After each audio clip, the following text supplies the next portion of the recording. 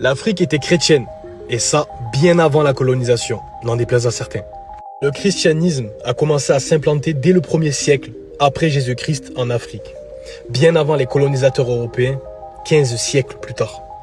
Quelques petits exemples, l'Égypte, le christianisme est apparu au 1er siècle avec l'évangéliste Marc, qui est considéré comme le fondateur de l'église copte.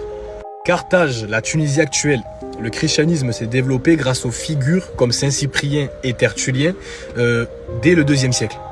Bien évidemment, l'Éthiopie, l'un des premiers royaumes chrétiens du monde, le royaume d'Aksum. Ils ont officiellement adopté le christianisme sous le roi Ezana au 4e siècle. Petite parenthèse, l'église orthodoxe éthiopienne est considérée comme l'une des plus vieilles églises du monde, de tous les temps. Le christianisme s'est développé bien avant l'islam en Afrique. L'islam est arrivé vers le 7e siècle en Afrique.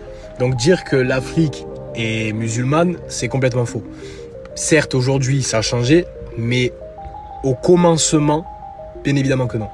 Après, bien évidemment que la colonisation européenne a accéléré l'expansion du christianisme en Afrique, et on en est désolé, car un chrétien qui obéit à la loi de Jésus ne peut faire de mal. Donc ces gens-là n'obéissaient pas à la loi de Jésus, même s'ils se disaient chrétiens. C'est comme si on disait le terrorisme avec l'islam, ça n'a rien à voir.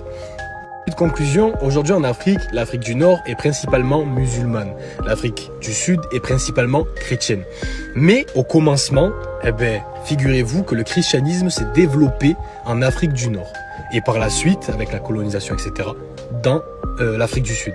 Mais de base, le christianisme en Afrique s'est fait au nord de l'Afrique. Écoutez, j'espère que ça vous a plu. N'hésitez pas à partager, à liker.